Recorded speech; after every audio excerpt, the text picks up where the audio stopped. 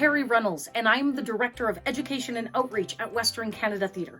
I have the best job in the world. I get to work with kids and theatre, and then I get to bring those two things together.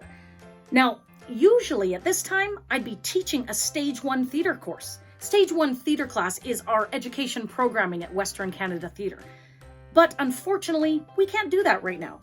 So Western Canada Theatre and I wondered, how can we bring theatre to kids in their homes? So what we're going to do is we've devised a series of short videos where I'm going to teach you some theatre games that you can play at home. Now, what's really cool is these theatre games are super fun, but also they enhance vocabulary.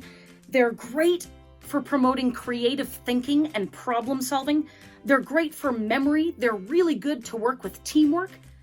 And of course, as I mentioned, they're also just a ton of fun. So where we're going to start is storytelling.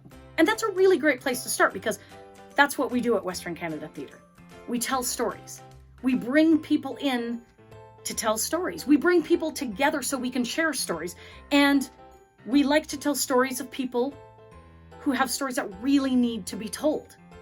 And so that's where we're going to start today. The game we're going to play today is called one-word stories. It's as simple as that. You want to gather your family together. You want to get in some sort of order, a line or even a circle. A circle works best. And you're going to go one person at a time. So it might sound something like this: once, upon, a, time, and so on and so forth. Now, the goal of this game is to tell a story together that makes sense. It's really that simple.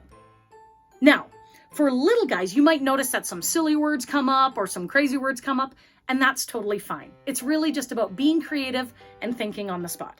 For older kids, it's really awesome because you can use this game to talk about elements of a story. Beginning, middle, end, characters, setting, problem, solution. Those are really good things to be talking about. Now, there's a lot of variations you can play on this game. Once you've kind of mastered that one-word story, you can do one sentence at a time, or get really creative, and you can do it in song. So you might do it with a country twang, or you might do it like a rock concert, or of course, musical theater, and you can get in some of those jazz hands. Another thing you can do after you tell the stories is follow up with your kids. How do you follow up? You tell them to draw a picture of the story you just created. Draw a picture of the character. Things like that. You can ask them what their favorite part of the story was and why. Now, your family might be having trouble thinking up stories to start with. Just look around you. Your home is filled with stories to tell. Maybe it's about grandma and grandpa. Maybe it's a day in the life of a favorite teddy bear. Those are some really great ways to start. You can also get on your feet so that you're a little active and act out your story. So when they're running, you're running. Those are really great ways to get really involved in the story. Now, there's one other way you can play this game too, which is really cool, and it's called Conductor. You might have somebody in your home who feels a little stressed by one word at a time. It might be a little too much pressure for them. So what you can do is invite them up to the front and play a game called Conductor. What they will do is they will point at someone when it is their turn to offer their one word.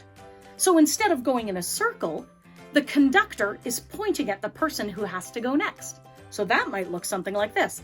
Once upon a time, there was a little girl. Does that make sense?